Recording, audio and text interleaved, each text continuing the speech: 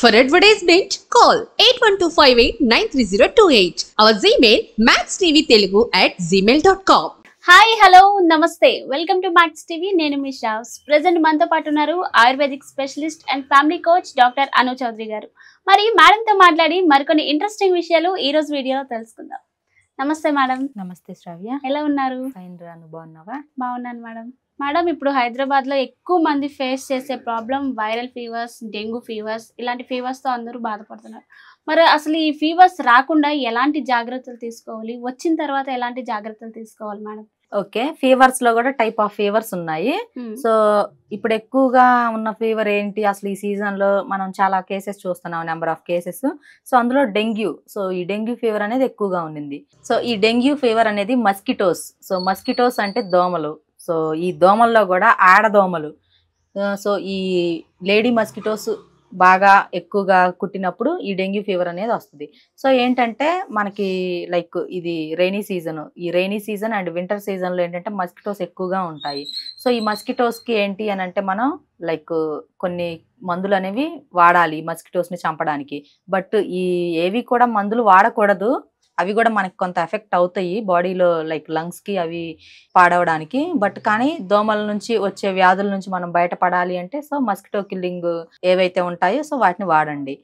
అంటే like all out అని number of ఉన్నాయి మనకి. సో అలాంటివి వాడుకోవాలి. అండ్ వాటితో పాటు దోమతెరలు.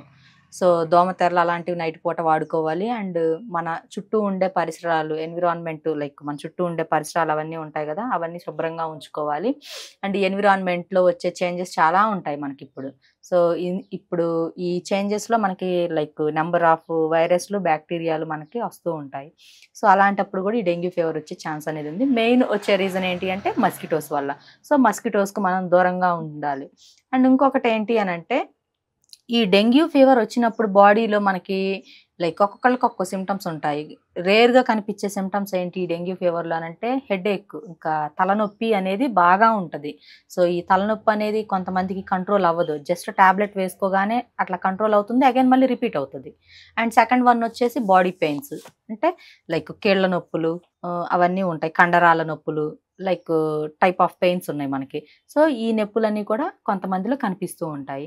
అండ్ థర్డ్ వన్ వచ్చేసి ఫీవర్, అంటే జ్వరము. సో కొంతమందిలో జ్వరం అనేది ఎక్కువగా కనిపిస్తూ ఉంటుంది, ఇంకా వాళ్ళకి కంట్రోల్ అసలు అవ్వదు, లైక్ బాగా చలిగా కూడా ఉంటుంది. ఇదొకటి. అండ్ ఫోర్త్ వన్ వచ్చేసి వామిటింగ్స్. కొంతమందికి వామిటింగ్స్ అనేవి కంట్రోల్ అవ్వవు.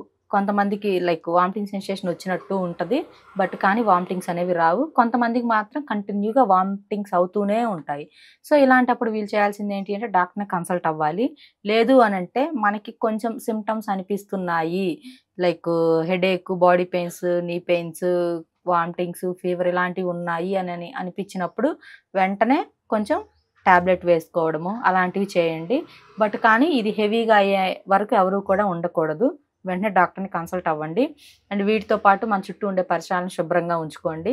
మనకి ఈ లైక్ ఈ డెంగ్యూ ఫీవర్ వచ్చినప్పుడు ఫస్ట్ మనం అబ్జర్వ్ చేయాల్సింది ఏంటి అని అంటే ప్లేట్లెట్ కౌంట్. సో మనకి బాడీలో ప్లేట్లెట్ సంఖ్య ఎంత ఉంది అనేది చూసుకోవాలి. అసలు నార్మల్గా ఎంత ఉండాలి, ఎంత తగ్గితే ప్రమాదం అని మనం మాట్లాడుకుంటే బిలో 50,000 ఉంటే ప్లేట్లెట్ కౌంట్ మనకి డెంగ్యూ ఫీవర్ ఎక్కువగా ఉన్నట్టు మనం తెలుసుకోవాలి. సో ఈ ప్లేట్లెట్ కౌంట్ని మనం ఎప్పటికప్పుడు చెక్ చేయించుకోవాలి. సో ప్లేట్లెట్స్ పెంచుకోవాలి అని అంటే ఏం చెయ్యాలి అని మనం ఇప్పుడు చెప్పుకుందాం. లైక్ పప్పాయి అండ్ దానిమ్మ, కివి, ఈ 3 పండ్లను గనక రోజువారీ ఆహారంలో తీసుకుంటే మనకి ప్లేట్లెట్ కౌంట్ పెరుగుతుంది. సో ప్లేట్లెట్ కౌంట్ పెరిగినప్పుడు ఆటోమేటిక్గా ఈ డెంగ్యూ ఫీవర్ అనేది తగ్గిపోతుంది. దీనికి భయపడాల్సిన పని లేదు. ఎవరైతే డెంగ్యూ ఫీవర్తో బాధపడే వాళ్ళు ఉంటారో ఫస్ట్ వీళ్ళు చేయాల్సింది ఈ పప్పాయ, దానిమ్మ, కివి, ఈ 3 పండ్లు తినండి. లేదు మీరు ఓవరాల్గా ఈ పండ్లు తినడానికి, నమలడానికి ఇబ్బందిగా ఉంది, అంత శక్తి కూడా మీకు లేదు అని ఫీల్ అయ్యేవాళ్ళు కొంతమంది ఉంటారు. సో అలాంటి వాళ్ళు ఈ 3 కలిపిన జ్యూస్ని గనక 3 పూట్ల 3 గ్లాసులు తాగినా కానీ మీకు ఈ ప్లేట్లెట్ కౌంట్ అనేది ఇంక్రీజ్ అవుతుంది. సో డెంగ్యూతో బాధపడే వాళ్ళు ఈ విధంగా ట్రై చేయండి. మేడం, ఇప్పుడు మీరు డెంగ్యూ ఫీవర్స్ అంటే ఎక్కువ మస్కిటోస్ ఉన్నాయని చెప్పారు కదా, మరి మస్కిటోస్ తగ్గడానికి ఇలా గుడ్ నైట్ అని, జెట్ కాయిల్స్ అని ఇవన్నీ పెడతారు కదా, మరి ఎక్కువ మంది జెట్ కాయిల్స్ అసలు పెట్టకూడదు, యూజ్ చేయకూడదు, వాటి స్మెల్ పీల్చకూడదు అంటారు కదా? అవును, ఎస్, అది పీల్చకూడదు. మనకి లైక్ నైట్ టైము కొంత ఒక 1 or 2 hours అలా డోర్స్ క్లోజ్ చేసేసి అది పెట్టేసి ఆఫ్ చేసి ఒక 10 minutes మళ్ళీ డోర్స్ ఓపెన్ చేసేసి ఆఫ్టర్ మళ్ళీ క్లోజ్ చేసేసుకుని ఈ జెట్ కాయిల్స్ ఏవైతే ఉన్నాయో అవి ఆపేస్తే ఎనఫ్. బట్ అలా కాకుండా కొంతమంది 24 hours పెట్టుకునే వాళ్ళు ఉంటారు. లైక్ అలా 24 hours పెట్టుకోవడం వల్ల ఏమవుతుంది అని అంటే మన బాడీలో ఆర్గాన్స్ డ్యామేజ్ అయ్యే ఛాన్స్ అనేది ఉంటుంది.